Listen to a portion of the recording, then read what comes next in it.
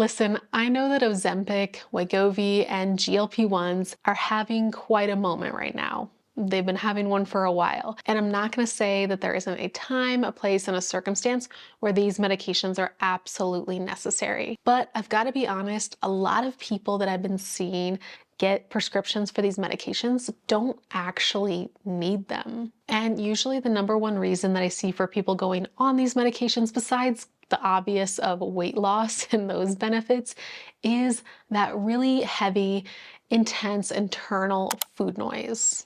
But here's the thing about food noise. Usually it's not just there because you're just some crazy hangry person. It's there to tell you something. It's trying to convey a message to you. All right, so we know that GLP-1s are not perfect, but that doesn't stop the fact that you have food noise and you want to conquer it. What do you do instead? You want to boost GLP-1 naturally. Yes, your body actually releases GLP-1 on its own. It just needs a little help from you to make it happen. So let's talk about 3 ways to naturally boost your GLP-1 and to conquer food noise in general without having to take a GLP-1 medication. To be clear. Strategy number 1 to quell food noise naturally and boost GLP-1 is to increase your fiber intake. It's estimated that about 95% of Americans are not getting their daily fiber intake. So that's a pretty significant amount, guys.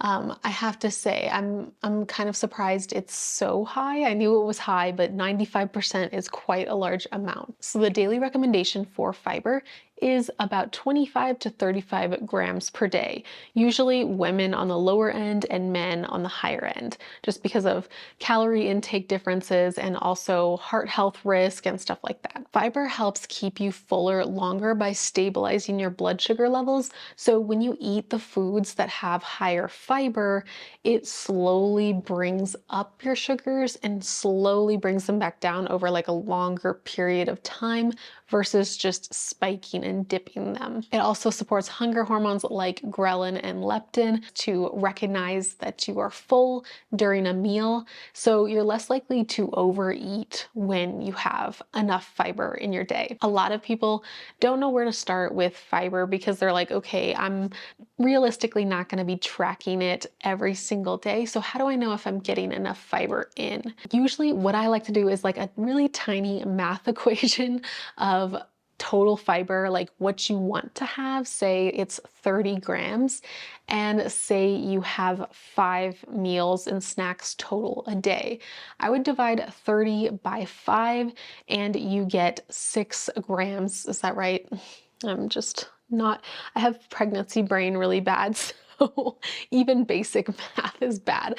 But yeah, that would be 6 grams per meal and snack to shoot for. And that's kind of an easy way to estimate your needs. So what are some things that are high in fiber? Fruits, vegetables, whole grains like whole grain wraps or whole grain pita, whole grain bread. You can also do things like brown rice and quinoa. Those have high fiber, and beans and lentils too. If you are on an extremely low calorie diet, it's going to be really, really hard to get in your daily fiber, which is not a great thing for hunger levels or overall heart health, stuff like that. So I highly recommend not doing super low carb because it's just almost impossible to get this number in. Strategy number 2 to boost GLP-1 naturally is to get a balance of all foods. So yes, it's important to get fiber in. That helps slow down our blood sugar, but also what helps us slow down blood sugar is to get a balance in. And when I say balance, I mean macronutrients, carbs, fat, and protein. If you're not getting all 3 of those macros in at most meals and snacks, you're probably not going to be feeling satisfied, which is going to lead to a lot of food noise later in the day if your body starts off the day on the wrong track. So for example, if you start the day with a bowl of plain oatmeal and a banana, which is a carb and a carb, and then you move on with your day, you're going to be starving by the time it's lunchtime.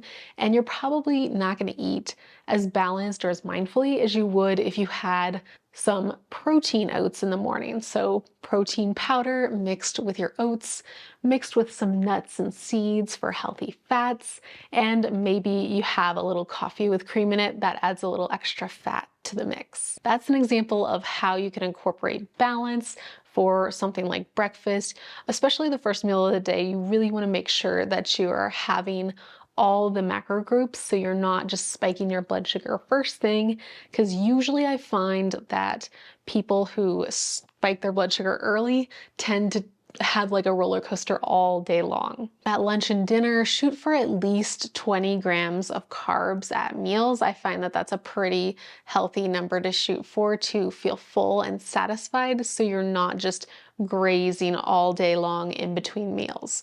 I have no issues with snacking. I am a big snacker. I have low blood sugar and reactive hypoglycemia, so I have to snack or else I literally will pass out.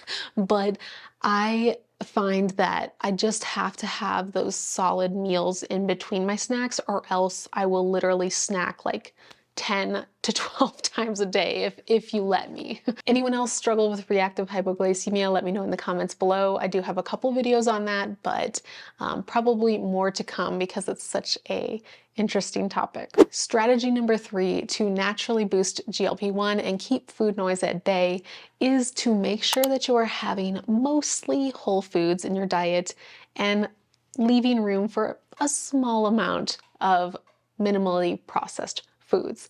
Again, I am a very intuitive, mindful eating based dietitian. I do believe that it's okay to have that balance, and I don't believe in making yourself so strict that you only have plant-based foods or only have healthy foods and you stress and obsess about this your whole life just to be healthy. I don't think that that's true health in my personal opinion. I think there has to be a little bit of balance that we strike here. But that doesn't mean that I think that you should just throw health and nutrition out the window completely. Processed foods like chips, cookies, and Pop-Tarts and things like that are obviously like not in their whole and natural form is really, what's the word? Like it's easier for your body to break down and to use for energy quickly. And usually it's just a lot of simple carbohydrates and simple sugars, not a whole lot of balance to them. The other thing is that when you chew processed foods versus something that's like a whole food, like an apple or nuts, your body has a lot less chewing to do with the processed foods, which has been shown in studies to affect the quantity of food that you eat. So one study said that you ate about 500 more calories when your diet is more heavily processed versus when it's majority whole food based, which makes sense, I guess, because the more we chew, the more we release these fullness hormones that help our brain register that we're full quicker. So again, not to say you can't have any sort of processed foods. I don't believe in that. I just believe that we should have a majority of our foods from whole-based foods so we stay full and satisfied, and we're eating mostly nutrient-dense foods too, and then have room for convenience foods where it fits in, like snacks when you're in your car and you just, realistically can't have a full, whole cooked meal in front of you. That's where those slightly processed foods might come in a little more often, like a protein bar or, something that's like a crackers and cheese or something like that in a little package. I don't know, whatever you choose. Let me know in the comments what your favorite on-the-go snack is. Right now, I'd say I've been having a lot of Cliff Bars lately because I'm pregnant and I have just a lot of calories that I need that I feel like I'm not getting in, so I want that higher calorie bar. But I also really like the Go Macro bars. If I'm not gonna have a meal for a long time, those are really good. I'm a big protein bar gal. Just one of my vices, I guess. Also really big on the Orgain protein shakes. They have been a big staple in my pregnancy journey with baby number 2. Because I don't have a lot of time on my hands and I have a lot of stuff to do. Okay, and a bonus tip that I have for you, tip number 4, strategy number 4, if you will, is to have more of the foods that you feel like you can't have. If this sounds like really counterintuitive, then I'm sorry, but hear me out. When you deprive yourself of foods that you think are bad for you and have a lot of judgment and guilt and shame around those foods, you tend to obsess about those foods and other foods a lot more, which, in other words, it leads to a lot more food noise. As many of you who have been on the channel for a while know, I had an eating disorder when I was a teenager, and I remember very vividly always thinking about food. It was nuts. I was in class thinking about food. I just had a meal. I was thinking about food. I just had a snack. I was thinking about food. And you would think, hey, you just said you were eating. Why were you always thinking about food? And it's because A, I was not eating enough quantity of food, so I was low in my energy needs, and that was causing my hunger hormones to go crazy. So that's obvious reason number one. And then reason number two was that I was just not eating the foods necessarily that I wanted to eat. I would have as the diet foods. I would have a salad with like no dressing on it and no protein on it even because it lowered the calories in my salad. Like I wasn't eating the way I truly intuitively wanted to.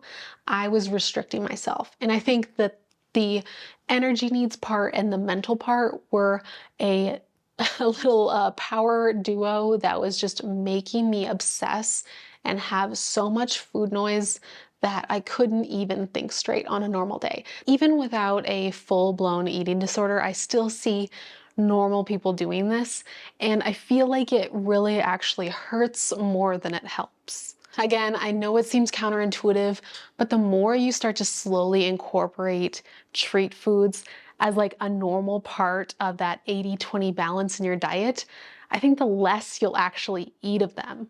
I know.